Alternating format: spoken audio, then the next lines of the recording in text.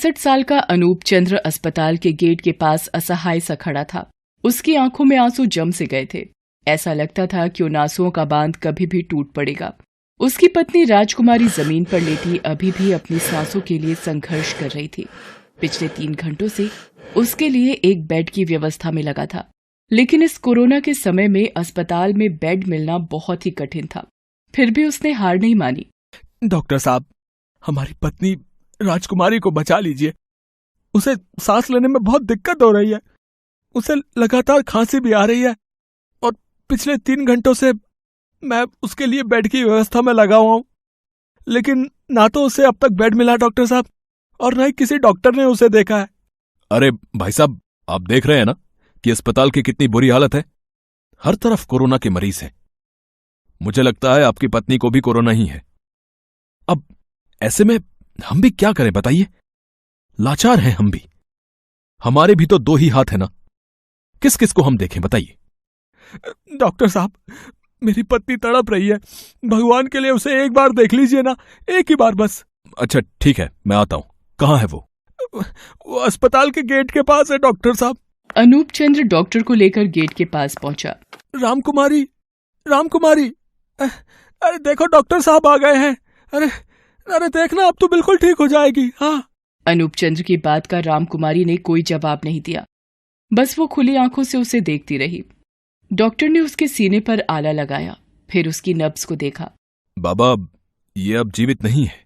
अरे डॉक्टर साहब, ऐसा मत कहिए। अभी तो बेचारी यहाँ हमसे बात कर रही थी।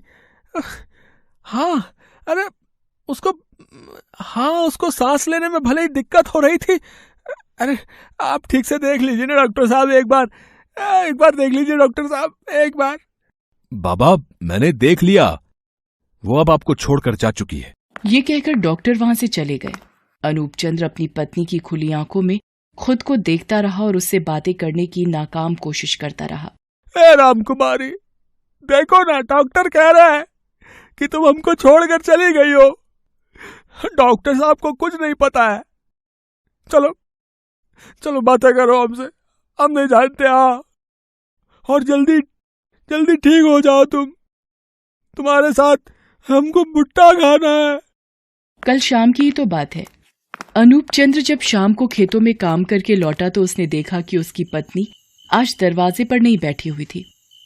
ऐसा कोई दिन नहीं था जब वो शाम को घर लौटता तो रामकुमारी दरवाजे पर नहीं होती।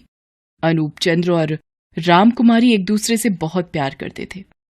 उनका एक दूसरे के अलावा कोई नहीं था, क्योंकि उनका जवान बेटा 25 साल की उम्र में किसी जानलेवा बीमारी का शिकार होकर ईश्वर के घर चला गया था। क्या बात है, रामकुमारी आज दरवाजे पर मेरा इंतजार नहीं कर रही है। उसके हाथों में कुछ भुट्टे थे। वो घर के बाहर से ही अपनी पत्नी को आवाज लगाते हुए बोला, रामकुमारी, अरे ओ रामकुमारी, अरे भाई कहाँ हो तुम? अरे ये देखो क्या लेकर आया हूँ मैं। वो अपने घर के अंदर गया तो देखा कि रामकुमारी बिस्तर पर लेटी हुई है। उसने जैसे ही उसे देखा वो बिस्तर से उठने लगी। अरे आप कब आए? देखिए ना, आज मेरी आंख लगी तो खुली ही नहीं।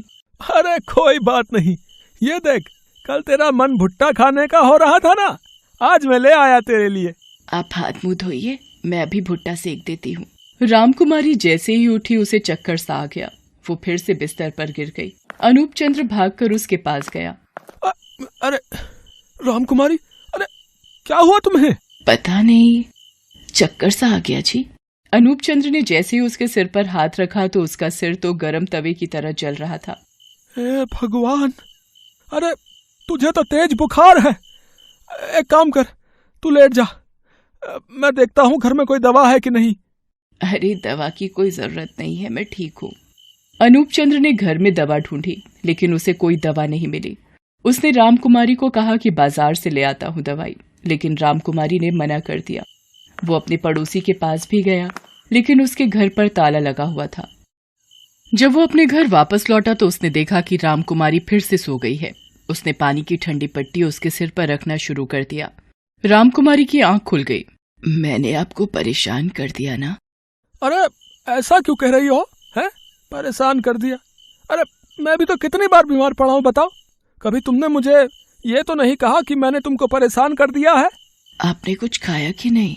तुम आराम करो रामकुमारी, मैं खा लूंगा। रामकुमारी ने फिर से अपनी आंखें बंद कर ली।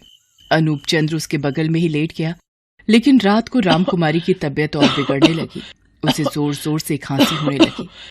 उसकी खांसी की आवाज से अनूप चंद्र की नींद खुल गई। उसने देखा कि रामकुमारी उठकर बैठी हुई है। वो जोर जोर से सांसें ले रही है। क्या हो रहा है रामकुमारी? कुछ दिक्कत हो रही है क्या तुम्हें? सांस नहीं लिया जा रहा है जी मुझसे। ऐसा लगता है छाती में कुछ फंसा हुआ है। रुको, मैं पानी ले आता हूँ। रुको। आप कहीं मत जाइए ना, यहीं बैठे रहिए मेरे पास। अच्छा, पानी पी लो पहले, फिर मैं बैठा रहूंगा। अनूप चंद्र पानी का गिलास लेकर आया। रामकुमारी ने किसी तरह 2 घूंट पानी पिया, फिर वो जोर जोर से सांस लेने लगी। कुछ अच्छा नहीं लग रहा है जी, बहुत घबराहट हो रही है मुझे। मैं सांस क्यों नहीं ले पा रही? मुझे क्या हो गया है? अरे रामकुमारी, तुम देखो, सोने की कोशिश करो, ठीक है? नींद आ जाएगी तो ठीक लगेगा। हाँ, बहुत देर से कोशिश कर रही हूँ, नींद नहीं आ रही। अचानक रामकुमारी की सांसें और भी तेज चलने लगी।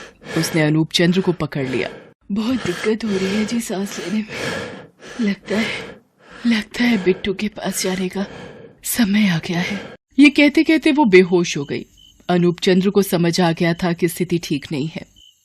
रात काफी हो रही थी, इसलिए उसने गांव वालों से कुछ नहीं कहा और उसे अपनी साइकिल में ही किसी तरह लेकर अस्पताल पहुंचा। लेकिन अब तो बेचारी रही नहीं। पूरी रात वो अपनी पत्नी के मृत शरीर के पास बैठा रहा। अगली सुबह वो अपनी पत्नी के मृत शरीर को लेकर गांव पहुंचा और लोगों से उसके अंतिम संस्कार में मदद करने की बात कही। लेकिन जैसे ही लोगों को पता लगा कि रामकुमारी की मौत कोरोना से हुई है, सभी ने अपने घर के दरवाजे बंद कर लिए। अंतिम संस्कार तो दूर, न तो कोई रामकुमारी के मृत शरीर को छूना चाहता था और न ही कोई अनूप चंद्र से बात करने को तैयार था।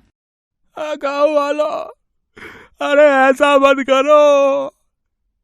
अरे मेरी पत्नी बेचारी मर गई है। इसकी लाश को उठाने के लिए 4 कंधे तो चाहिए ना मुझे, तभी तो इसे शमशान ले जा पाऊंगा। रामकुमारी की मृतदेह के पास अनूप चंद्र गिड़गिड़ाता रहा, लेकिन पूरे गांव ने उसकी बात अनसुनी कर दी। अरे ये कैसी बीमारी है भगवान, लोगों ने बरसों का भाईचारा छोड़ दिया। मृत शरीर देखकर भी किसी का दिल नहीं पसीजता, कोई इसे छूना नहीं चाहता। हे भगवान, ये कैसा समय है जब मृत शरीर को 4 कंधों का सहारा भी नहीं मिलता। लोगों में इस बीमारी का इतना डर बैठ गया है कि ऐसी विपदा में भी कोई किसी की मदद नहीं करता। अनूप चंद्र ने एक बार फिर रामकुमारी का चेहरा देखा और कहा, तुम घबराना नहीं रामकुमारी, अरे हम हैं ना। अरे हम अकेले ले चलेंगे तुमको शमशान घाट। हाँ, लेकिन सच कहे, तुमने ठीक नहीं किया, तुमको जाना नहीं था। अब हमारा ध्यान कौन रखेगा भाई? जब हम शाम को थक कर आएंगे तो कौन हमारी बाट जोहेगा? तुमने ठीक नहीं किया, हो सके तो लौट आओ ना। अनूप चंद्र की स्थिति विक्षिप्तों के जैसी हो गई थी, लेकिन वो हारा नहीं था। उसने अपनी पत्नी के मृत शरीर को फिर से अपनी साइकिल में लादा और चल दिया शमशान की ओर। लेकिन अब उन बूढ़ी हड्डियों में उतनी ताकत तो नहीं थी जो 20 किलोमीटर स्थित शमशान तक साइकिल खींचता चला जाता।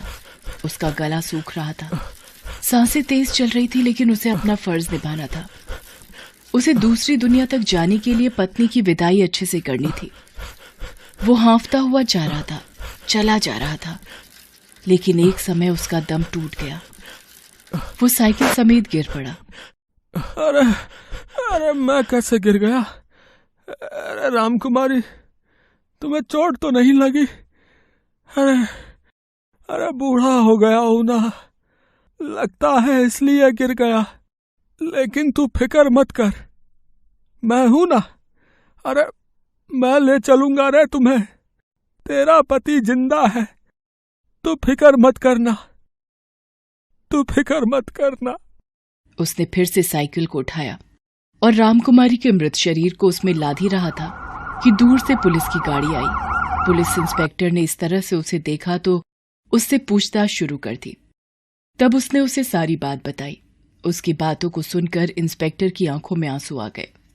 बाबा, आप फिक्र मत करिए, हम है ना, हम आपका साथ देंगे। हम ले चलेंगे अम्मा को, हम सब मिलकर करेंगे इनका अंतिम संस्कार। माना कि कोरोना लोगों को मार रहा है, लेकिन इस बीमारी के कारण हम इंसानियत को नहीं मरने देंगे, नहीं मरने देंगे। उसके बाद पुलिस वालों की मदद से रामकुमारी का अंतिम संस्कार संपन्न हुआ। अनूप चंद्र ने रोते रोते उसे विदाई दी। दोस्तों, कोरोना का समय बहुत भयावह है।